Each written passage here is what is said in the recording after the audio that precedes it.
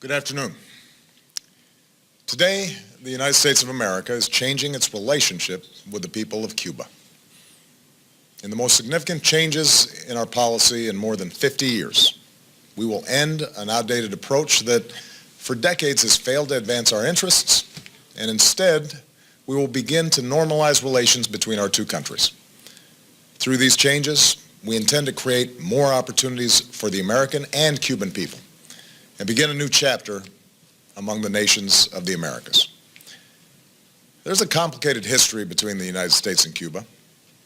I was born in 1961, just over 2 years after Fidel Castro took power in Cuba, and just a few months after the Bay of Pigs invasion, which tried to overthrow his regime.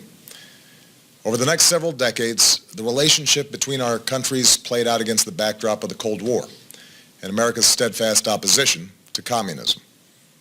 We're separated by just over 90 miles, but year after year, an ideological and economic barrier hardened between our two countries. Meanwhile, the Cuban exile community in the United States made enormous contributions to our country in politics and business, culture, and sports. Like immigrants before, Cubans helped remake America, even as they felt a painful yearning for the land and families they left behind. All of this bound America and Cuba in a unique relationship, at once family and foe. Proudly, the United States has supported democracy and human rights in Cuba through these 5 decades. We've done so primarily through policies that aim to isolate the island, preventing the most basic travel and commerce that Americans can enjoy anyplace else. And though this policy has been rooted in the best of intentions, no other nation joins us in imposing these sanctions, and it has had little effect beyond providing the Cuban government with a rationale for restrictions on its people. Today, Cuba is still governed by the Castros and the Communist Party that came to power half a century ago. Neither the American nor Cuban people are well served by a rigid policy that's rooted in events that took place before most of us were born. Consider that for more than 35 years we've had relations with China, a far larger country also governed by a communist party. Nearly 2 decades ago, we reestablished relations with Vietnam, where we fought a war that claimed more Americans than any Cold War confrontation. That's why, when I came into office, I promised to re-examine our Cuba policy. As a start, we lifted restrictions for Cuban Americans to travel and send remittances to their families in Cuba. These changes, once controversial, now seem obvious. Cuban Americans have been reunited with their families and are the best possible ambassadors for our values. And through these exchanges, a younger generation of Cuban Americans has increasingly questioned an approach that does more to keep Cuba closed off from an interconnected world. While I've been prepared to take additional steps for some time, a major obstacle stood in our way: the wrongful imprisonment in Cuba of a U.S. citizen and USAID subcontractor, Alan Gross, for 5 years. Over many months, my administration has held discussions with the Cuban government about Alan's case and other aspects of our relationship. His Holiness Pope Francis issued a personal appeal to me and to Cuba's President Raul Castro, urging us to resolve Alan's case and to address Cuba's interest in the release of 3 Cuban agents who've been jailed in the United States for over 15 years. Today, Alan returned home, reunited with his family at long last. Alan was released by the Cuban government on humanitarian grounds.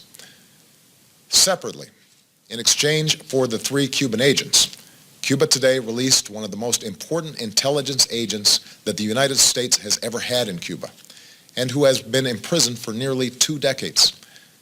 This man, whose sacrifice has been known to only a few, provided America with the information that allowed us to arrest the network of Cuban agents that included the men transferred to Cuba today, as well as other spies in the United States. This man is now safely on our shores. Having recovered these 2 men who sacrificed for our country, I'm now taking steps to place the interests of the people of both countries at the heart of our policy.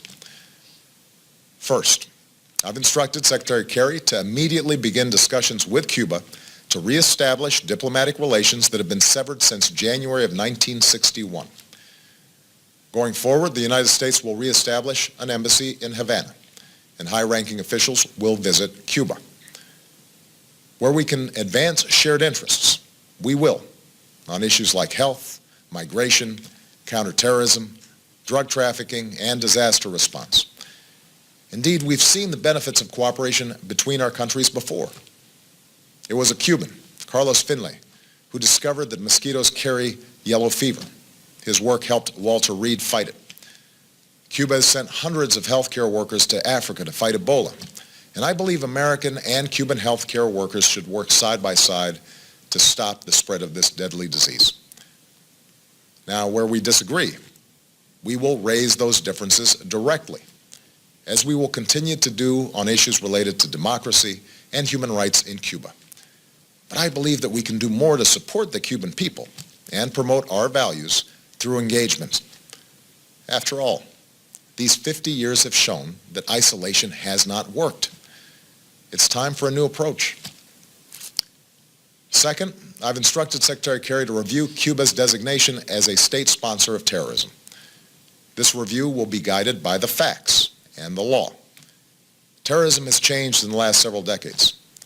At a time when we are focused on threats from Al-Qaeda to ISIL, a nation that meets our conditions and renounces the use of terrorism should not face this sanction.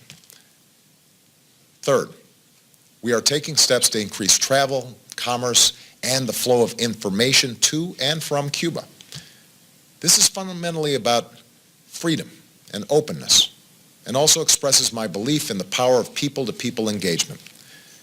With the changes I'm announcing today, it will be easier for Americans to travel to Cuba, and Americans will be able to use American credit and debit cards on the island. Nobody represents America's values better than the American people, and I believe this contact will ultimately do more to empower the Cuban people. I also believe that more resources should be able to reach the Cuban people, so we're significantly increasing the amount of money that can be sent to Cuba and removing limits on remittances that support humanitarian projects, the Cuban people, and the emerging Cuban private sector. I believe that American businesses should not be put at a disadvantage, and that increased commerce is good for Americans and for Cubans. So we will facilitate authorized transactions between the United States and Cuba. U.S. financial institutions will be allowed to open accounts at Cuban financial institutions, and it will be easier for U.S. exporters to sell goods in Cuba. I believe in the free flow of information. Unfortunately, our sanctions on Cuba have denied Cubans access to technology that has empowered individuals around the globe. So I've authorized increased telecommunications connections between the United States and Cuba. Businesses will be able to sell goods that enable Cubans to communicate with the United States and other countries. These are the steps that I can take as president to change this policy. The embargo that's been imposed for decades is now codified in legislation. As these changes unfold, I look forward to engaging Congress in an honest and serious debate about lifting the embargo.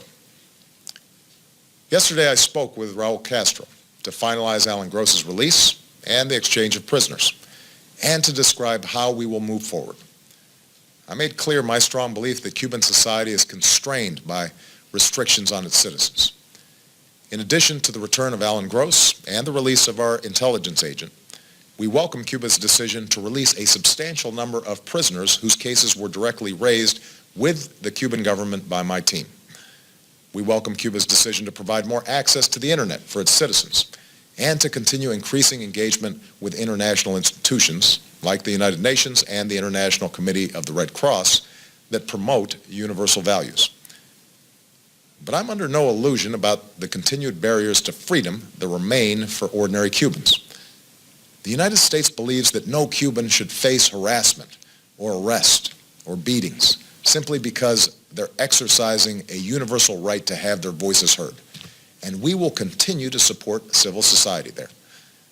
While Cuba has made reforms to gradually open up its economy, we continue to believe that Cuban workers should be free to form unions, just as their citizens should be free to participate in the political process. Moreover, given Cuba's history, I expect it will continue to pursue foreign policies that will at times be sharply at odds with American interests. I do not expect the changes I'm announcing today to bring about a transformation of Cuban society overnight. But I am convinced that through a policy of engagement, we can more effectively stand up for our values and help the Cuban people help themselves as they move into the 21st century. To those who oppose the steps I'm announcing today, let me say that I respect your passion and share your commitment to liberty and democracy. The question is how we uphold that commitment. I do not believe we can keep doing the same thing for over 5 decades and expect a different result. Moreover, it does not serve America's interests or the Cuban people to try to push Cuba towards collapse. Even if that worked, and it hasn't for 50 years, we know from hard-earned experience that countries are more likely to enjoy lasting transformation if their people are not subjected to chaos. We are calling on Cuba to unleash the potential of 11 million Cubans by ending unnecessary restrictions on their political, social, and economic activities. In that spirit, we should not allow U.S. sanctions to add to the burden of Cuban citizens that we seek to help. To the Cuban people, America extends a hand of friendship. Some of you have looked to us as a source of hope, and we will continue to shine a light of freedom. Others have seen us as a former colonizer, intent on controlling your future. Jose Marti once said, "Liberty is the right of every man to be honest." Today, I'm being honest with you. We can never erase the history between us, but we believe that you should be empowered to live with dignity and self-determination. Cubans have a saying about daily life. No es fácil. It's not easy.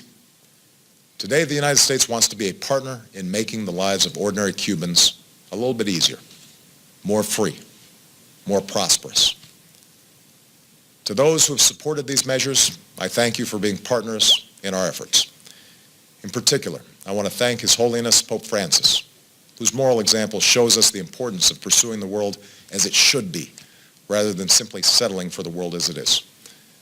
The Government of Canada, which hosted our discussions with the Cuban government, and a bipartisan group of congressmen who've worked tirelessly for Alan Gross's release and for a new approach to advancing our interests and values in Cuba.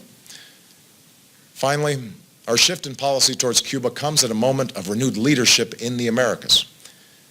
This April, we are prepared to have Cuba join the other nations of the hemisphere at the Summit of the Americas. But we will insist that civil society join us so that citizens, not just leaders, are shaping our future. And I call on all my fellow leaders to give meaning to the commitment to democracy and human rights at the heart of the Inter-American Charter. Let us leave behind the legacy of both colonization and communism, the tyranny of drug cartels, dictators, and sham elections. A future of greater peace, security, and democratic development is possible if we work